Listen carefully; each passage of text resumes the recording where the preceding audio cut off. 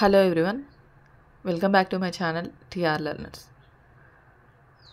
Dr. B.R. Ambedkar Open University, degree first year, first semester, economics లో important questions. First lesson already కంప్లీట్గా explain చేయడం జరిగింది కాబట్టి first లెసన్లో ఇంతకుముందు చెప్పినట్టుగానే ఏ సబ్జెక్ట్ అయినా ఫస్ట్ లెసన్ ఆల్మోస్ట్ అన్ని క్వశ్చన్స్ ఇంపార్టెంటే. సో సెకండ్ క్వశ్చన్ నుంచి ఇంపార్టెంట్ క్వశ్చన్స్ అయితే చెప్తున్నాను. ఎగ్జామ్స్కి వెళ్ళే ముందు ఆల్రెడీ చదువుకున్న వాళ్ళు మళ్ళీ ఈ క్వశ్చన్స్ని ఒకసారి బాగా చదువుకోండి.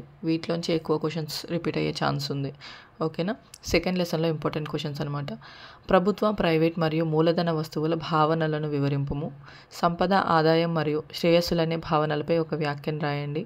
సూక్ష్మ అర్థశాస్త్రం, స్థూల అర్థశాస్త్రం మధ్య గల అంతరాధారితను విశ్లేషించండి. వివిధ రకాలైన వస్తువులను విశ్లేషించండి. ప్రయోజనంను నిర్వచించి పలు ప్రయోజనపు రకాలను పరిశీలించండి. కోరికలు అంటే ఏమిటో తెలియజేస్తూ వాటికి గల లక్షణాలను విశదీకరించుము. సూక్ష్మ అర్థశాస్త్రాన్ని నిర్వచిస్తూ ఆర్థిక విశ్లేషణలో దాని యొక్క ప్రాముఖ్యతను మరియు ఉపయోగాలను వివరించండి.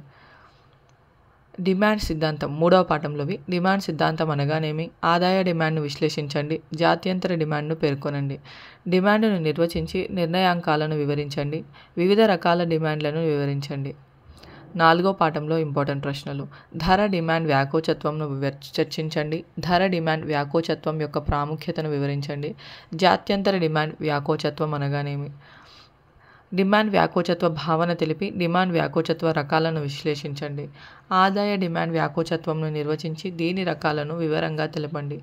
ఐదవ పాఠంలో ఇంపార్టెంట్ క్వశ్చన్స్. కార్డినల్, ఆర్డినల్ ప్రయోజనం భావనల మధ్య తేడాను తెలపండి.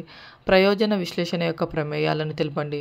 మొత్తం, ఉపాంత ప్రయోజన భావనల మధ్య సంబంధం చర్చించండి. క్షీణోపాంత ప్రయోజన సూత్రాన్ని వివరించండి. వినియోగదారుని మిగులు భావనను వివరంగా తెలపండి. ఈ క్వశ్చన్స్ మీరు చూస్తుంటేనే మీకు అర్థమైపోతూ ఉండొచ్చు. ఇవి మీకు ఇంటర్లో ఉన్న క్వశ్చన్స్. ఇంటర్లో కనుక మీరు ఎకనామిక్స్ చదువుంటే మీకు ఆల్రెడీ ఈ క్వశ్చన్స్ అన్నీ సగం సగం అర్థమైపోతూ ఉంటాయి. ఆరవ పాఠంలో ఇంపార్టెంట్ క్వశ్చన్స్. ఉదాసీన వక్రరేఖ భావనను వివరించండి. ఉదాసీన వక్రరేఖ ఎడమ నుండి కుడికి కిందకు వాలుతున్న రేఖగా ఎందుకుంటోంది?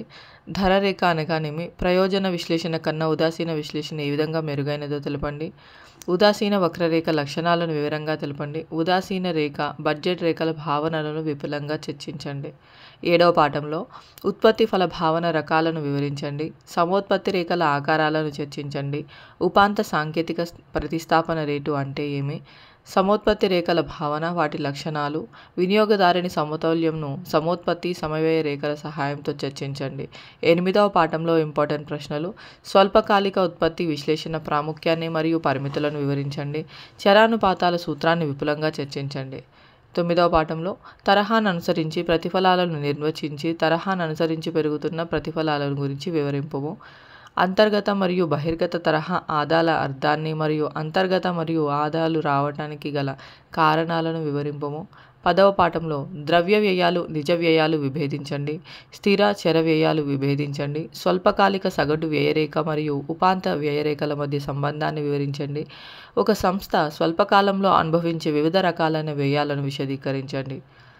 11వ పాఠం. సప్లై సూత్రాన్ని విశ్లేషించండి. సప్లై విస్తరణ, సంకోచనాన్ని విభేదించండి. సప్లై సూత్రపు మినహాయింపులను వివరించండి. సప్లైని నిర్వచించి దానిని ప్రభావితం చేసే వివిధ కారకాలను గురించి వివరించండి. సప్లై వ్యాకోచత్వాన్ని నిర్వచించి సప్లై వ్యాకోచత్వం రకాలను వివరించండి. 12వ పాఠం. సగటు రాబడి, ఉపాంత రాబడి మరియు మొత్తం రాబడి భావనలను వివరించండి. అసంపూర్ణ పోటీలో ఉండే రాబడి రేఖల గురించి చర్చించండి. వివిధ మార్కెట్లలో రాబడి రేఖల స్వభావాన్ని విశదీకరించండి.